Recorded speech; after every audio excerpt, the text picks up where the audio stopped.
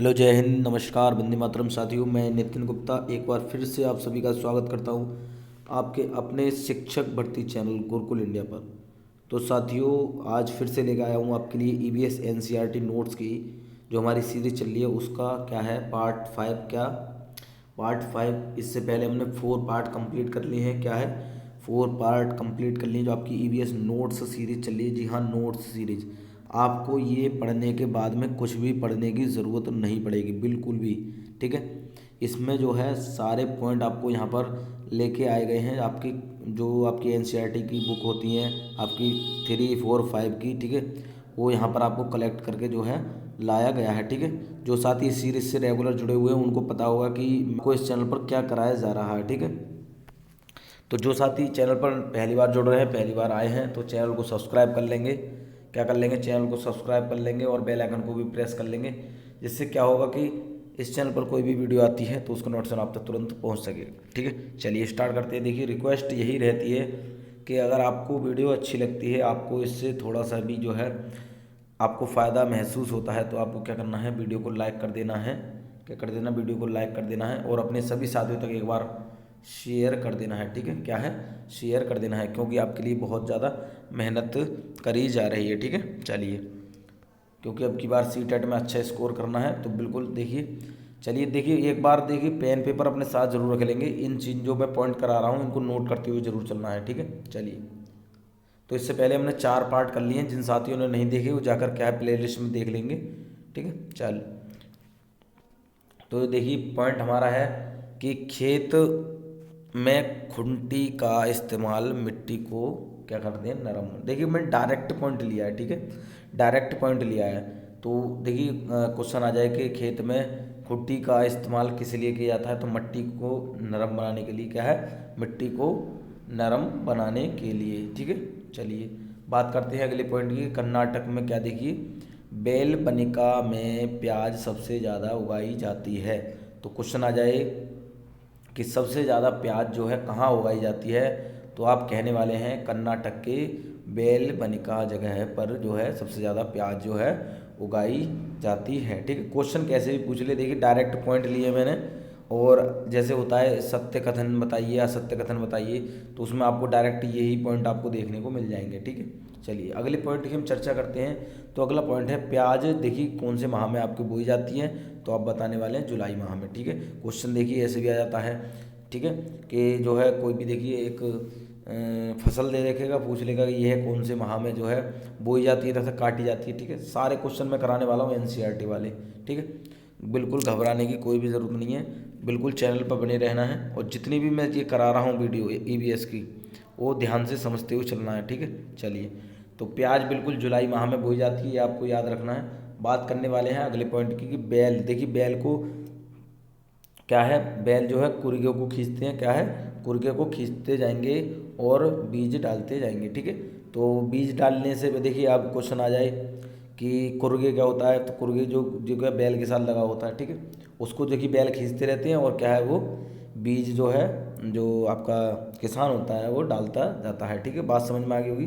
चलिए अगले पॉइंट की हम बात करते हैं कि 20 दिन में प्याज के छोटे छोटे पौधे और खरपतवार आ जाते हैं। ठीक है, चलिए देखिए 20 दिन में जो है प्याज के छोटे छोटे आपके पौधे देखने को मिल जाते हैं। उसके साथ साथ देखिए खरपतवार भी उग जाती है। खरपतवार क्या होती है कि जो बिना बोए उग जाती है, वो खरपतवार इससे पहले हमने पढ़ रखा है, खरपतवार होती है। ठीक है, चलिए अगले हम चैप्टर की बात कर लेते हैं। देखिए हर मैंने जो है एनसीईआरटी आपकी 3, 4, 5 जो है आपकी यहाँ पर लिया गया है, तो बिल्कुल ध्यान से समझते हुए चलना है। एक एक पॉइंट आपके लिए क्या है एग्ज़ाम के लिए बहुत ही इंपॉर्टेंट है। तो हमारा देखिए चैप्टर का एक चू चू करती चिड़िया आई, तो इसमें देखिए कुछ बताया गया है चिड़ियाओं के बारे में है और जो पक्षियाँ हैं। ठीक है, तो देखिए पॉइंट हम अगला देखेंगे क्या है, गीजू भाई बधेगा गुजरात में रहते थे। क्या है, गीजू भाई बधेगा कौन थे, आपके गुजरात में रहते थे। ठीक है, समझ में आ गई। क्वेश्चन देखिए जगह से भी पूछ लेता है, मैंने बता रखा है आपको पिछली वीडियो में कि ठीक है, तो कोई भी एक व्यक्ति होगा, कोई भी प्रसिद्ध, उसको पूछ लेगा कहाँ रहते थे। ठीक है, जैसे सुंदरलाल बहुगुणा जो थे, जिन्होंने उत्तराखंड में एक आंदोलन चलाया था। ठीक है, इस तरीके से अब इसके बारे में जान लेते थे। गीजूभाई बधेगा गुजरात में रहते थे। उसके बाद में इन्होंने बच्चों के कई मज़ेदार कहानियाँ व पत्र लिखे। अब क्वेश्चन आ जाए कि दुआई बदेगा ने क्या क्या लिखा, तो उसमें मज़ेदार कहानी है। क्वेश्चन कैसे भी बन सकता है, आप ये ना समझें कि मैं क्या पढ़ा रहा हूँ। जब आपका एग्जाम में आता है तब आपको पता चलता है कि हाँ ये चीज़ हमने पढ़ी नहीं, ठीक है। तो कहाँ रहते थे, गुजरात में, और इन्होंने क्या है मज़ेदार कहानियाँ व पत्र भी लिखे हैं, ठीक है। चलिए अगले पॉइंट की हम बात कर लेते हैं। देखिए इंडियन रोबिन, ठीक है, जिसको क्या बोलते हैं आप, कलचड़ी, क्या बोलते हैं, कलचड़ी। तो जो आप क्या है अपने अंडे कहाँ देता है, ठीक है। इंडियन रोबिन इसको कलचड़ी बोलते हैं। ध्यान से समझ लेंगे, कलचड़ी भी दे रखेगा या फिर आपको इंडियन रोबिन दे रखेगा, समझना है आपको। ये अंडे कहाँ देता, तो बिल्कुल आपको याद रखना है सड़क के किनारे पत्थरों के बीच। ये क्वेश्चन इंपॉर्टेंट है, ध्यान से समझते चलेंगे।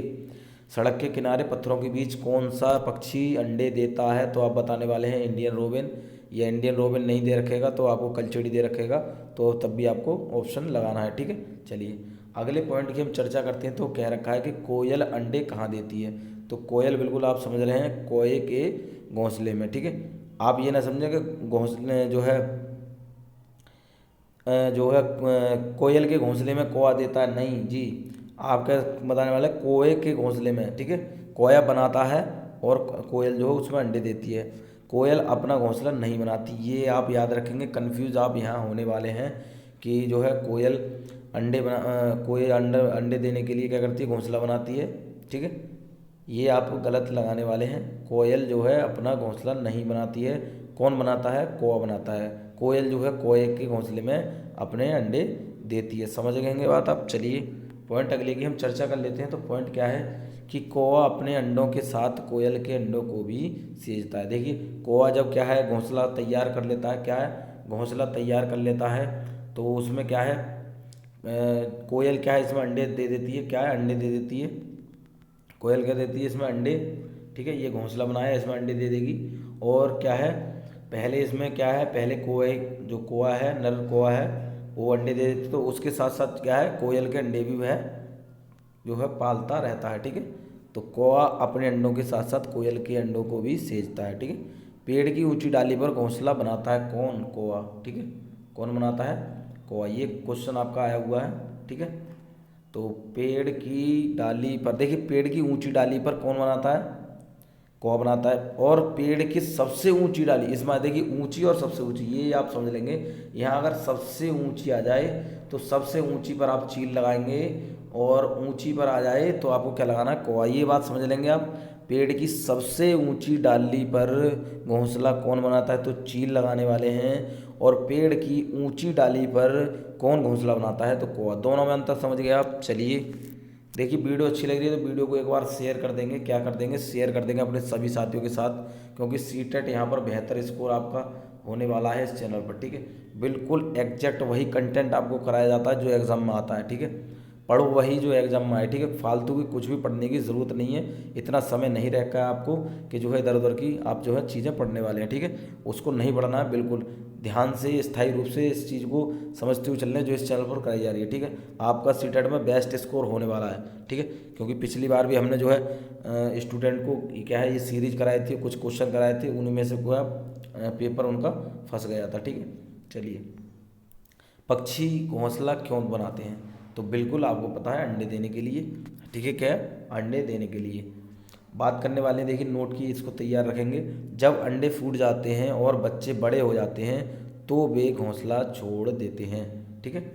ये मैं पॉइंट देखिए आपको कुछ अजीब सा लग रहा होगा, लेकिन पॉइंट उसमें से कलेक्ट किए गए हैं बुक में से, तो इनको इनमें से ही जो है क्वेश्चन बनता है, ठीक। तो देखिए क्वेश्चन आपका बन जाए कि जब पक्षी अंडे देते हैं फूट जाते हैं तो उनका क्या होता है, तो क्या बताएंगे, वो बड़े हो जाते हैं, ठीक है।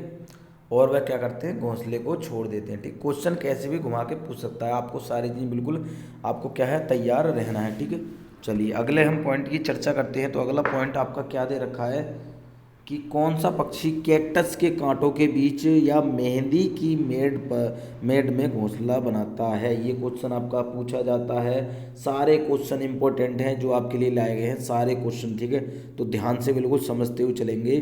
कौन सा पक्षी कैक्टस के कांटों के बीच या मेहंदी की मेड़ में घोंसला बनाता है, तो आप बताने वाले हैं फाख्ता। क्या है, फाख्ता। चलिए अगले हम पॉइंट की चर्चा करते हैं। तो है गौरैया और कबूतर घोंसला कहाँ बनाते हैं, तो ये भी क्वेश्चन आपका पूछा जाता है। तो आप बताने वाले हैं पुराने घरों में, ठीक है, क्या है, पुराने घरों में। अगला पॉइंट है कि देखिए आमतौर पर घरों के आसपास होते हैं, ये आपके जो देखिए कबूतर और गौरैया जो होते हैं ये आमतौर पर घरों के आसपास होते हैं, इसलिए घरों में कहीं भी घोंसला बना लेती है। कौन, गौरैया, ठीक है। गौरैया और ये कबूतर भी आपके देखिए कहीं भी आपको देख रखा होगा आपने, जो घर है वहाँ आसपास आपको देखने को मिल जाते हैं, वहीं कहीं जो है ये घोंसला अपना तैयार कर लेते हैं, ठीक है। चलिए बात करने वाले हैं बसंत गौरी अंडे कहाँ देती है। देखिए ये भी पॉइंट आपका इम्पोर्टेंट है, सारे पॉइंट इम्पोर्टेंट हैं। बसंत गौरी अंडे कहाँ देती है, तो आप बताने वाले हैं पेड़ के तने में गहरा छेद बनाकर, ठीक है, पेड़ के तने में गहरा छेद बनाकर। कौन अंडे देते हैं, तो आप बताने वाले हैं बसंत गौरी। क्वेश्चन आपसे कैसे भी पूछ सकता है। देखिए बसंत गौरी जो आप देखिए बताने वाले हैं, बसंत गौरी जो गर्मियों में टुक टुक करते हैं, ठीक है, क्या है, बसंत गौरी क्या होती है। देखिए आप क्वेश्चन आ जाए कि बसंत गौरी क्या करती है, तो टुक टुक करती है। क्या करती है, टुक टुक करती है। कौन से मौसम में, गर्मियों में, ठीक है। बसंत गौरी अंडे कहाँ देती है, पेड़ के तने में देती है गहरा छेद बनाकर, ठीक है। चलिए क्वेश्चन ऐसा आ जाएगा टुक टुक कौन करती है, तो बसंत गौरी। पेड़ के तने में गहरा छेद बनाकर कौन अंडे देती है, तो बसंत गौरी। कैसे भी क्वेश्चन आपसे घुमा के पूछ लेगा, ठीक है। चलिए अगले पॉइंट की हम चर्चा करते हैं। कौन सी चिड़िया पत्तों को चोंच से सीकर उनके बीच अपना घोंसला बनाती है, तो आप बताने वाले हैं दर्जन चिड़िया, ठीक है, क्या है, दर्जन चिड़िया। या फिर क्वेश्चन आ जाए दर्जन चिड़िया अपना घोंसला कैसे बनाती है, तो पत्तों को सीकर, चोंच से मतलब पत्तों को सीकर उसमें क्या है अपना घोंसला तैयार करती है, ठीक है। चलिए अगले हम पॉइंट की चर्चा कर देते हैं। तो क्या है, शक्करखोरा किसी छोटे पेड़ या झाड़ी की डाली पर अपना लटकता घोंसला बनाता है, ठीक है। शक्करखोरा एक पक्षी है, ठीक है, जो क्या करता है, पेड़ के जो छोटे पेड़ होते हैं या झाड़ी होती हैं उनकी डाली पर क्या है अपना लटकता घोंसला बनाता है, ठीक है। क्वेश्चन आ जाए कि छोटे पेड़ की डाली या फिर झाड़ियों में लटकता घोंसला कौन बनाता है, तो बताने वाले हैं शक्करखोरा, ठीक है। चलिए अगले हम पॉइंट की चर्चा कर लेते हैं। तो क्या है, कठफोड़वा। देखिए आपके जो पेड़ के तने में छेद बनाता है, क्या है, कठफोड़वा जो है पेड़ के तने में छेद बनाता है और क्या है उसमें छिपे कीड़ों को खाता है, ठीक है। क्वेश्चन आपका पूछ ले कि जो है पेड़ के तने में छेद बनाता है ऐसा और तथा छुपे हुए कीड़ों को खाता है, वो कौन सा पक्षी है, तो कठफोड़वा बताने वाले हैं, ठीक है। चलिए अगले पॉइंट की हम चर्चा करें। देखिए शक्करखोरा के बारे में देखिए चर्चा कर लेते हैं। शक्करखोरा देखिए किस तरीके से अपना घोंसला बनाता है, किन किन चीज़ों को मिलाकर बनाता है, ये क्वेश्चन आपका पूछा गया था सीटेट में।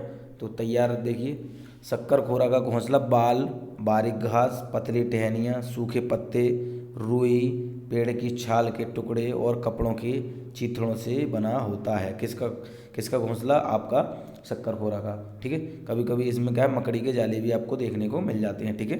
समझ रहे हैं आप, क्या है, देखिए जो बाल है, बारीक घास होती है, पतली टहनियाँ होती हैं, सूखे पत्ते हैं, कपड़ों के चिथड़े, ठीक है, मकड़ी के जाल आदि से कौन घोंसला तैयार करता है अपना, तो शक्करखोरा बताने वाले हैं, ठीक है।